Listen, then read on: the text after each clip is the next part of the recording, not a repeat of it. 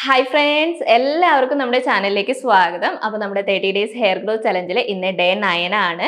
അപ്പോൾ നമ്മുടെ ചലഞ്ച് നമ്മളിപ്പോൾ ഒരാഴ്ച കംപ്ലീറ്റ് ചെയ്തു. അപ്പോൾ ഇനി അങ്ങോട്ടേക്ക് ഞാൻ പറഞ്ഞല്ലോ, നമ്മുടെ ചലഞ്ച് ഒരു റുട്ടീൻ ബേസിലാണ് നമ്മൾ ചെയ്യുന്നത്. അപ്പോൾ ഈ ഒരാഴ്ച എന്താണോ ചെയ്തത് അതേപോലത്തെ കാര്യങ്ങളായിരിക്കും റിപ്പീറ്റ് ആയിട്ട് നമ്മൾ ഇനി അടുത്ത ആഴ്ച അങ്ങോട്ടേക്ക് ചെയ്യാൻ വേണ്ടി പോകുന്നത്. പിന്നെ നമ്മുടെ ചലഞ്ച് ചെയ്തിട്ട് ചെറിയ ചെറിയ വ്യത്യാസങ്ങളുണ്ട്, താരനിലൊക്കെ കുറവുണ്ട്, മുടി കഴിച്ചിലൊക്കെ കുറവുണ്ട് അജി എന്നിട്ട് കുറേ പേര് കമൻറ്റ് ചെയ്തിട്ടുണ്ടായിരുന്നു. ഒരുപാട് സന്തോഷമുണ്ട് കേട്ടോ. പിന്നെയും മുടി കൊഴിച്ചിൽ കുറയാത്തവരുണ്ട്. എന്തായാലും നമ്മൾ ഒരാഴ്ചയിലായിട്ടുള്ളൂ, ഇനി അങ്ങോട്ടേക്ക് നമുക്ക് 3 ആഴ്ച കിടക്കുന്നുണ്ട്. അപ്പോൾ ആ സമയം കൊണ്ട് നമുക്ക് മുടി കൊഴിച്ചിലും താരനൊക്കെ കംപ്ലീറ്റ് ആയിട്ട് നമുക്ക് മാറ്റിയെടുക്കാം കേട്ടോ. അപ്പോൾ നമ്മുടെ ഇന്നത്തെ പാക്കിലേക്ക് പോകുന്നതിന് മുമ്പായിട്ട് നിങ്ങൾ കുറേ പേര് കമന്റിലൂടെ ചോദിക്കുന്ന ഒരു കാര്യമാണ് നമ്മുടെ ഹെയർ സെറത്തിനെ കുറിച്ച്. എനിക്ക് മോർണിംഗ് ഹെയർ കെയറും നൈറ്റ് ഹെയർ കെയറും ചെയ്യാനുള്ള ഒരു സമയം ഇല്ലാത്തതുകൊണ്ടാണ് കേട്ടോ ഞാൻ വീഡിയോ ചെയ്യാതിരിക്കുന്നത്. സമയം കിട്ടുന്നതിനനുസരിച്ച് ഞാൻ ചെയ്യാം. അപ്പോൾ ഹെയർ സെറം പുറത്ത് വെച്ച് ഉപയോഗിക്കാൻ പറ്റിയ സിമ്പിൾ ആയിട്ടുള്ള നാച്ചുറൽ ആയിട്ടുള്ള ഒരു ഹെയർ സെറം പറഞ്ഞു തരുമെന്ന് ചോദിച്ചിട്ടുണ്ടായിരുന്നു. അപ്പോൾ ഞാൻ വാങ്ങിക്കുന്ന ഹെയർ സെറം അല്ല, നമ്മൾ തന്നെ തയ്യാറാക്കുന്ന ഹെയർ സെറം ആണ് കേട്ടോ ഉപയോഗിക്കുന്നത്. അപ്പോൾ ആ ഹെയർ സെറം തയ്യാറാക്കുന്നത് എങ്ങനെയാണെന്നുള്ളത് ഞാൻ കാണിച്ചു തരാം. എൻ്റെ ഹെയർ സെറം എന്തായാലും കഴിഞ്ഞു, അപ്പോൾ ഞാൻ എന്തായാലും തയ്യാറാക്കുന്നുണ്ട്. അപ്പോൾ ഹെയർ സെറം നിങ്ങൾക്ക് വേണമെന്നുണ്ടെങ്കിൽ ഈ ഒരു ഹെയർ സെറം തയ്യാറാക്കാം കേട്ടോ. അപ്പോൾ അതെങ്ങനെയാണ് തയ്യാറാക്കുന്നത് എന്നുള്ളത് ഞാൻ കാണിച്ചു തരാം. അപ്പോൾ നമുക്ക് ഹെയർ സെറം തയ്യാറാക്കാൻ വേണ്ടിയിട്ട് ആദ്യം തന്നെ വേണ്ടത് അലോവേര ജെല്ലാണ് കേട്ടോ. വാങ്ങിക്കുന്ന അലോവേര ജെല്ലാണ് ഞാനിവിടെ ഉപയോഗിക്കുന്നത്. ഞാനൊരു 2 സ്പൂൺ അളവിൽ അലോവേര ജെല്ല് എടുക്കുന്നുണ്ട്. കളർലെസ് ആയിട്ടുള്ള സ്മെല്ലില്ലാത്ത അലോവേര ജെല്ല് കിട്ടുവാണെങ്കിൽ ഏറ്റവും നല്ലതാണ്. എനിക്ക് കിട്ടാത്തത് കൊണ്ടാണ് കേട്ടോ ഞാൻ കളറുള്ള അലോവേര ജെല്ല് എടുക്കുന്നത്. പിന്നെ അടുത്തതായിട്ട് നമ്മൾ ഇതിനകത്തേക്ക് ചേർത്ത് കൊടുക്കുന്നത് വൈറ്റമിൻ ഇ ക്യാപ്സ്യൂളാണ്. ഞാനൊരു 2 എണ്ണം ഇതിനകത്തേക്ക് ചേർത്ത് കൊടുക്കുന്നുണ്ട്. അപ്പോൾ ഈ ഒരു അളവിലാണ് നിങ്ങൾ അലോവേര ജെല്ല് എടുക്കുന്നതെങ്കിൽ 2 എണ്ണം ചേർത്ത് കൊടുത്താൽ മതി. വൈറ്റമിൻ ഇ ഉണ്ടെങ്കിൽ ഏറ്റവും നല്ലതാണ്. നിങ്ങളുടെ കയ്യിൽ വൈറ്റമിൻ ഇ ഇല്ലാന്നാണെങ്കിൽ ആൽമണ്ട് ഓയിലോ നിങ്ങൾ വേറെ ഏതെങ്കിലും ഓയിൽ ഉപയോഗിക്കുന്നുണ്ടെങ്കിൽ ഒരു 4-5 ഡ്രോപ്പ് ഓയിൽ ഇതിനകത്തേക്ക് ചേർത്ത് കൊടുക്കാം. അല്ലെങ്കിൽ നിങ്ങൾ ഉപയോഗിക്കുന്ന ഓയിലാണെങ്കിലും 4-5 ഡ്രോപ്പ് ഇതിനകത്തേക്ക് ചേർത്ത് കൊടുത്താൽ മതി. പിന്നെ ഞാൻ ഇതിനകത്തേക്ക് ഗ്ലിസറിൻ ആണ് കേട്ടോ ചേർത്ത് കൊടുക്കുന്നത്. ഇതുപോലത്തെ ഹെയർ സെറം ഒക്കെ തയ്യാറാക്കുമ്പോൾ നമ്മൾ ഗ്ലിസറിൻ ചേർക്കുകയാണെങ്കിൽ നമ്മുടെ മുടിക്ക് നല്ലൊരു ഷൈനിങ് തരാനും നല്ലൊരു മോയ്സ്ചർ തരാനും ഗ്ലിസറിൻ നന്നായിട്ട് സഹായിക്കുന്നുണ്ട്. അപ്പോൾ ഒരു ചെറിയ സ്പൂണിന് 1/4 സ്പൂൺ അളവിൽ ഞാൻ ഇതിനകത്തേക്ക് ഗ്ലിസറിൻ ചേർത്ത് കൊടുക്കുന്നുണ്ട്. ഗ്ലിസറിൻ കയ്യിലുണ്ടെങ്കിൽ മാത്രം ചേർത്താൽ മതി, ഇല്ലെങ്കിൽ ഒഴിവാക്കുന്നതുകൊണ്ട് കുഴപ്പമൊന്നുമില്ല കേട്ടോ. പിന്നെ നമുക്ക് ഇതിനകത്തേക്ക് ചേർത്ത് കൊടുക്കാനുള്ളത് റോസ് വാട്ടർ ആണ്. അപ്പോൾ റോസ് വാട്ടർ ഞാനിവിടെ ഒരു 4 സ്പൂൺ അളവിൽ ചേർത്ത് കൊടുക്കുന്നുണ്ട് കേട്ടോ. റോസ് വാട്ടർ കുറച്ച് അങ്ങോട്ട് കൂടിയാലും കുറഞ്ഞാലും കുഴപ്പമില്ല. നിങ്ങൾക്ക് കുറച്ച് ലൂസായിട്ടാണ് സെറം വേണ്ടതെങ്കിൽ കുറച്ച് കൂടുതൽ റോസ് വാട്ടർ ചേർക്കാം. കുറച്ച് തിക്കായിട്ടാണ് സെറം വേണ്ടതെങ്കിൽ റോസ് വാട്ടറിൻ്റെ അളവ് ലേശം കുറച്ചാൽ മതി. അപ്പോൾ റോസ് വാട്ടർ ഒരു 4 സ്പൂൺ ചേർത്തിട്ട് നമുക്കിത് നന്നായിട്ടൊന്ന് മിക്സ് ചെയ്തെടുക്കാം കേട്ടോ. നമ്മളിങ്ങനെ മിക്സ് ചെയ്യുന്ന സമയത്ത് ഇത് കുറച്ച് തിക്കായിട്ട് വരും. പിന്നെ വൈറ്റ് അലവേറയൊക്കെ ആണെങ്കിൽ ഒരു എന്താ പറയുക, കളർലെസ് ആയിട്ടുള്ള അലവേറ ആണെങ്കിൽ ഒരു വൈറ്റ് ക്രീമി പരുവത്തിലൊക്കെ വരും കേട്ടോ. എൻ്റെ ഇതിപ്പോൾ പച്ച കളർ ആയതുകൊണ്ട് അത്ര ആ ഒരു കളറിലേക്ക് വരില്ല. അപ്പോൾ നന്നായിട്ട് നമുക്കൊന്ന് മിക്സ് ചെയ്ത് കൊടുക്കാം. അപ്പോൾ ഇത് നമ്മുടെ സെറം ഇവിടെ റെഡി ആയിട്ടുണ്ട്. അപ്പോൾ ഞാൻ ഈ ബോട്ടിൽ തന്നെയാണ് കേട്ടോ സൂക്ഷിക്കുന്നത്. അപ്പോൾ നിങ്ങൾക്ക് ഉപയോഗിക്കാൻ എളുപ്പത്തിലുള്ള ഒരു ബോട്ടിലേക്ക്, നല്ല വൃത്തിയുള്ള ഒരു ബോട്ടിലേക്ക് നിങ്ങളിത് മാറ്റുക. പിന്നെ നമുക്കിങ്ങനെ ഡ്രോപ്പറൊക്കെ ഉണ്ടെങ്കിൽ അത് ഉപയോഗിച്ചിട്ട് എടുക്കുകയാണെങ്കിൽ കൈ ഇട്ടിട്ട് നമുക്കിങ്ങനെ എടുക്കേണ്ട ആവശ്യമില്ലല്ലോ. അത് നിങ്ങൾ പ്രത്യേകം ശ്രദ്ധിക്കണം. നമ്മൾ എപ്പോഴും ഇങ്ങനെ കൈ ഇട്ട് എടുക്കുന്നത് അത്ര നല്ലതല്ല. അപ്പോൾ ഇതിൻ്റെ ആ ഒരു ഇത് നോക്കുകയാണെങ്കിൽ, അതിൻ്റെ ഒരു ഫോം നോക്കുകയാണെങ്കിൽ നമ്മൾ കയ്യിലേക്ക് ഇങ്ങനെ ഒഴുകുമ്പോൾ ഒഴുകി പോകുമെന്ന് വെച്ചാൽ അങ്ങനെ ഒഴുകി പോകില്ല, പക്ഷേ തിക്കായിട്ട് കട്ടയായിട്ട് നിൽക്കുക വെച്ചാൽ അങ്ങനെയില്ല. അതാണ് കേട്ടോ നമ്മുടെ സെറത്തിൻ്റെ ഒരു കറക്റ്റ് ഫോം എന്ന് പറയുന്നത്. അപ്പോൾ നമ്മൾ കയ്യിൽ ലേശം ഒന്ന് എടുത്ത് തേച്ച് നോക്കിയാൽ തന്നെ അറിയാം, അങ്ങനെ ഓയിലിയോ സ്റ്റിക്കി ആയിട്ടുള്ള ഫോമോ അങ്ങനെയൊന്നുമില്ല. നല്ലൊരു ഷൈനിങ് നമുക്ക് കയ്യിൽ ഇങ്ങനെ ആക്കുമ്പോൾ തന്നെ അറിയാൻ വേണ്ടി പറ്റുന്നുണ്ട്. അപ്പോൾ നമ്മൾ ഇപ്പോൾ തയ്യാറാക്കിയ ഈ ഒരു ഹെയർ സെറം നമുക്ക് ഫ്രിഡ്ജിലൊന്നും സ്റ്റോർ ചെയ്യേണ്ട ആവശ്യമില്ല കേട്ടോ. അതുകൊണ്ടാണ് ഞാൻ കൂടുതലും ഈ ഒരു സെറം തന്നെ ഞാൻ കാണിച്ചു തരുന്നത്. കാരണം ഹോസ്റ്റലിലൊക്കെ താമസിക്കുന്നവർ, പുറത്തൊക്കെ പോകുന്നവർക്കൊക്കെ ആണെങ്കിൽ നമുക്ക് ഈ ബോട്ടിൽ കൊണ്ടുപോകാൻ വേണ്ടി പറ്റും. ഫ്രിഡ്ജിൽ സ്റ്റോർ ചെയ്യേണ്ട ആവശ്യമില്ല. ഒരു 3 മാസം വരെയൊക്കെ നമുക്ക് പുറത്ത് വെച്ച് തന്നെ ഉപയോഗിക്കാം. നിങ്ങൾ ഇതിനകത്തേക്ക് ഫ്രഷ് അലവേറ ജെല്ലാണ് ഉപയോഗിക്കുന്നതെങ്കിൽ നമുക്ക് പുറത്ത് വെച്ച് ഉപയോഗിക്കാൻ പറ്റില്ല. ഫ്രിഡ്ജിൽ വെച്ചിട്ട് തന്നെ നിങ്ങൾ സ്റ്റോർ ചെയ്യണം കേട്ടോ. ഇത് ഒരുപാട് തവണ ഇത് തയ്യാറാക്കുന്ന വീഡിയോ ഞാൻ ചെയ്തിട്ടുണ്ട്.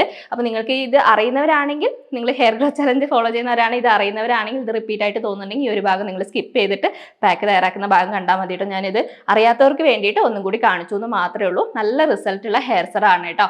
അപ്പോൾ ഇനി നമുക്ക് നമ്മുടെ ഹെയർ ഗ്രോത്ത് ചലഞ്ചിലെ ഇന്നത്തെ പാക്ക് എന്താണെന്നുള്ളത് കാണിച്ചു തരാം. ഇന്ന് നമ്മൾ സിമ്പിൾ ആയിട്ടുള്ള കാര്യങ്ങളാണ് ചെയ്യേണ്ടത്. നമ്മൾ 1ാമത്തെ ദിവസം എന്താണോ ചെയ്തത് അത് തന്നെയാണ് നമ്മൾ ഈ 9ാമത്തെ ദിവസം നമ്മൾ മുടിയിൽ ചെയ്യുന്നത്.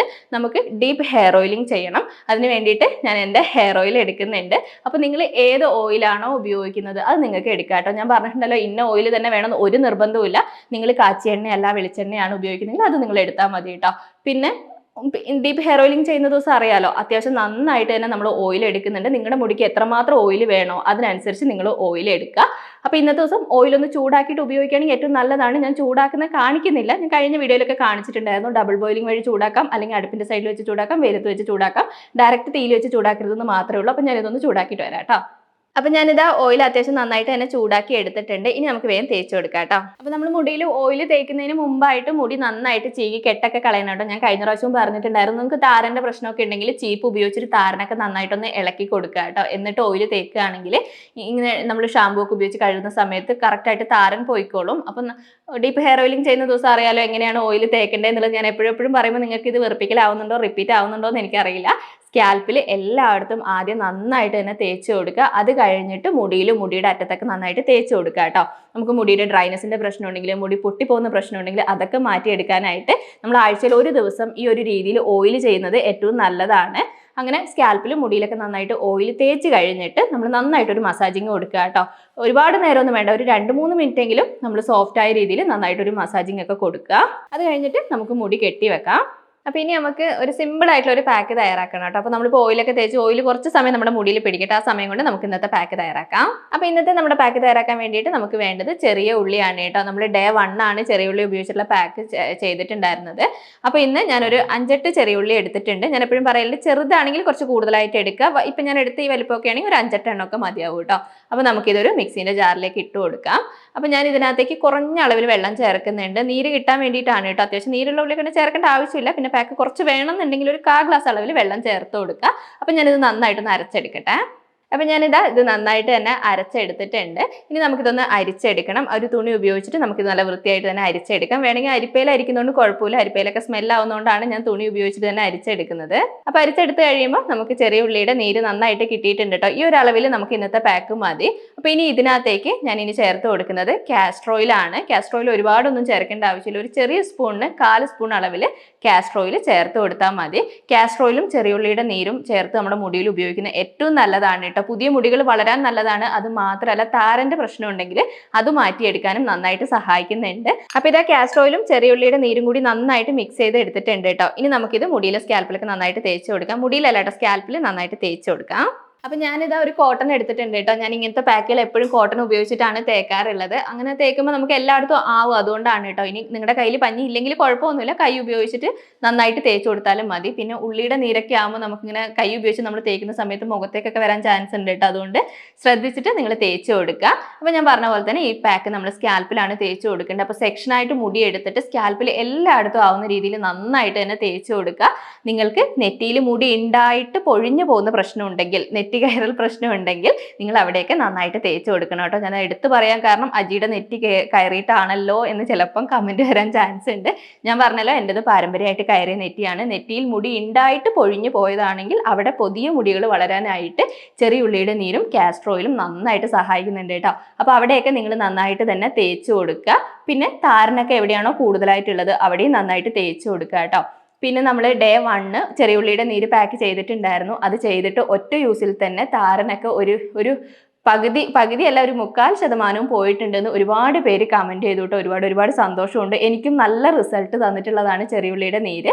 അപ്പോൾ നിങ്ങൾക്ക് മുടി കൊഴിച്ചിൽ കുറയുന്നില്ല, താരൻ്റെ പ്രശ്നം കുറയുന്നില്ല എന്നാണെങ്കിൽ ചെറിയുള്ളി നിങ്ങളുടെ മുടിക്ക് സ്യൂട്ട് ആവുന്നുണ്ടെങ്കിൽ ഇന്നത്തെ ദിവസം നിങ്ങൾ എന്തായാലും പിന്നെ മുടിയിൽ തേച്ച് കൊടുക്കുക കേട്ടോ. മുടിയിലല്ല, സ്കാൽപ്പിൽ തേച്ച് കൊടുക്കുക കേട്ടോ. അപ്പോൾ സ്കാൽപ്പിൽ എല്ലായിടത്തും നന്നായിട്ട് തേച്ച് കഴിഞ്ഞിട്ട് ചെറുതായിട്ടൊരു മസാജിങ് കൊടുക്കുക. ഞാൻ പറയുന്ന പോലെ തന്നെ എന്താണ് എല്ലായിടത്തും ആവാൻ വേണ്ടി മാത്രമാണ്. അങ്ങനെ ഒരു ചെറിയൊരു മസാജിങ് കൂടി കൊടുത്തിട്ട് നമുക്ക് മുടി കെട്ടി വെക്കാം. ഇനി ഒരു 15 മിനിറ്റ് നേരം ഇതുപോലെ തന്നെ ഇരിക്കട്ടെ, എന്നിട്ട് നമുക്ക് കഴുകാം കേട്ടോ. അപ്പം ഞാനിപ്പോൾ ഒരു 15 മിനിറ്റ് നേരം വെച്ചിട്ടാണ് കേട്ടോ കഴുകുന്നത്. പിന്നെ തണുപ്പ് പ്രശ്നമുള്ളവരാണെങ്കിൽ 15 മിനിറ്റ് നേരം വെക്കണം എന്നില്ല. ഞാൻ പറയുന്ന സമയം നോക്കേണ്ട ആവശ്യമില്ല. നിങ്ങളുടെ ആരോഗ്യം ശ്രദ്ധിച്ചിട്ട് നിങ്ങൾ ചെയ്താൽ മതി. അപ്പോൾ നമുക്കിനി ഇന്ന് ഷാമ്പു ഉപയോഗിച്ചിട്ടാണ് നമ്മൾ മുടി കഴുകുന്നത്. അപ്പോൾ കെമിക്കൽ ഷാമ്പു ഉപയോഗിക്കുന്നുണ്ട്. അപ്പോൾ നിങ്ങൾക്ക് ഏത് ഷാമ്പു വേണമെങ്കിൽ ഉപയോഗിക്കാം കേട്ടോ. ഒരു മൈൽഡ് ആയിട്ടുള്ള ഷാമ്പു സെലക്ട് ചെയ്യാമെന്ന് മാത്രമേ ഉള്ളൂ. എന്നോട് അജി ഏത് ഷാമ്പു ആണ് ഉപയോഗിക്കേണ്ടതെന്ന് ഒരുപാട് പേര് ചോദിക്കുന്നുണ്ട്. ഞാൻ ബ്രാൻഡൊന്നും ഞാൻ പറയില്ല കേട്ടോ. കാരണം ഞാൻ ബ്രാൻഡ് പറഞ്ഞാൽ അത് പ്രൊമോഷനായി പോകും. ഞാൻ ഒരിക്കലും ബ്രാൻഡ് പറയുന്നില്ല. നിങ്ങൾക്ക് ഒരു മൈൽഡ് ആയിട്ടുള്ള ഷാമ്പു, നിങ്ങൾക്ക് അഫോർഡബിൾ ആയിട്ടുള്ള റേറ്റിൽ കിട്ടുന്ന ഒരു മൈൽഡ് ആയിട്ടുള്ള ഷാമ്പു ഉപയോഗിക്കാന്നേ ഉള്ളൂ കേട്ടോ. പിന്നെ അറിയാലോ ഷാമ്പു എങ്ങനെയാണ് ഉപയോഗിക്കുന്നത്. ഒരു 1/2 കപ്പ് വെള്ളം എടുക്കുക, അതിനകത്തേക്ക് നമുക്ക് ആവശ്യത്തിനുള്ള ഷാമ്പു ചേർക്കുക, ഡൈല്യൂട്ട് ചെയ്യുക, എന്നിട്ട് ആ ഷാമ്പു ഉപയോഗിച്ചിട്ട് നമ്മൾ മുടി നന്നായിട്ട് കഴുകുക കേട്ടോ. ഇന്ന് ഡീപ്പ് ഹെയർ ഓയിലിംഗ് ചെയ്തിട്ടുണ്ട്, ചെറിയ ഉള്ളി ചേർത്തിട്ടുണ്ട്, അതുകൊണ്ട് സ്മെല്ല് ഉണ്ടാവും, നന്നായിട്ട് ഓയിലി ഉണ്ടാവും. അത് കംപ്ലീറ്റ് ആയിട്ട് നമ്മൾ ഷാമ്പു ഉപയോഗിച്ചിട്ട് കഴുകി കളയുക. പിന്നെ കെമിക്കൽ ഷാമ്പു ഉപയോഗിച്ച് കഴിഞ്ഞാൽ നമ്മൾ നിർബന്ധമായിട്ടും ചെയ്യേണ്ട ഒരു കാര്യം എന്താണെന്ന് വെച്ചാൽ നമ്മൾ കണ്ടീഷണർ ഉപയോഗിക്കണം. കെമിക്കൽ കണ്ടീഷണർ ആണെങ്കിൽ കുഴപ്പമില്ല, നാച്ചുറൽ കണ്ടീഷണർ ആണെങ്കിൽ കുഴപ്പമില്ല. കെമിക്കൽ കണ്ടീഷണർ നിങ്ങളുടെ കയ്യിലില്ല എന്നുണ്ടെങ്കിൽ നാച്ചുറൽ കണ്ടീഷണർ ഉപയോഗിക്കാതെ ഞാൻ വീഡിയോസ് ഒക്കെ ചെയ്തിട്ടുണ്ട്. അപ്പോൾ കെമിക്കൽ ആണെങ്കിൽ നമ്മൾ പിന്നെ കുറച്ച് എടുത്തിട്ട് മുടിയുടെ മിഡ് ലെങ്ത് മുതൽ മാത്രമേ തേക്കാൻ പാടുള്ളൂ, സ്കാൽപ്പിൽ തേക്കാൻ പാടില്ല. നാച്ചുറൽ ആണെങ്കിൽ സ്കാൽപ്പിൽ തേക്കുന്നതുകൊണ്ട് കുഴപ്പമില്ല. കുഴപ്പമില്ല. ഇനി നിങ്ങളുടെ കയ്യിൽ വേറെ കണ്ടീഷണർ ഒന്നും ഇല്ലെങ്കിൽ കഞ്ഞിവെള്ളം ഉണ്ടെങ്കിൽ അത് ഉപയോഗിച്ചാൽ മതി കേട്ടോ. ഷാമ്പു ഉപയോഗിച്ച് മുടി കഴുകി കഴിഞ്ഞിട്ട് വെള്ളമൊക്കെ ഒന്ന് പിഴിഞ്ഞ് കളഞ്ഞിട്ട് തലേ ദിവസത്തെ കഞ്ഞിവെള്ളം ഉണ്ടെങ്കിൽ അത് കുറച്ചെടുത്തിട്ട് മുടിയിൽ സ്കാൽപ്പിലൊക്കെ ഒന്ന് ഒഴിച്ച് തേച്ച് എല്ലായിടത്തും ഒന്ന് ആക്കിയിട്ട് കഴുകിയെടുത്താൽ മതി കേട്ടോ.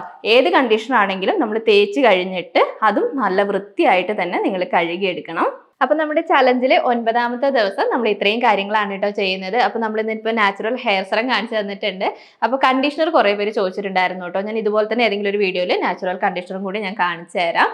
അപ്പോൾ പിന്നെ ഇന്നത്തെ ദിവസം മുടി കഴുകി ഉണങ്ങി കഴിഞ്ഞിട്ട് നൈറ്റ് ഹെയർ കെയർ നിങ്ങൾ സിമ്പിൾ ആയിട്ട് ചെയ്താൽ മതി. വലിയ രീതിയിൽ മസാജിങ് ഒന്നും ചെയ്യേണ്ടാട്ടോ. നമ്മൾ ഓയിലൊക്കെ തേച്ചിട്ട് മസാജൊക്കെ ചെയ്തതാണ്. അപ്പോൾ മുടി ഉണങ്ങി കഴിയുമ്പോൾ എന്തായാലും ഡ്രൈനസ് ഉണ്ടാവും, ഷാമ്പു ഉപയോഗിച്ചതാണ്. അപ്പോൾ നിങ്ങൾ ഹെയർ സെറം കുറച്ചെടുത്ത് മുടിയിൽ സ്കാൽപ്പിലൊക്കെ തേച്ചിട്ട് ജസ്റ്റ് ഒന്ന് മസാജ് ചെയ്തിട്ട് ചെകി കെട്ടി കളഞ്ഞ് കെട്ടി വെച്ചാൽ മതി കേട്ടോ.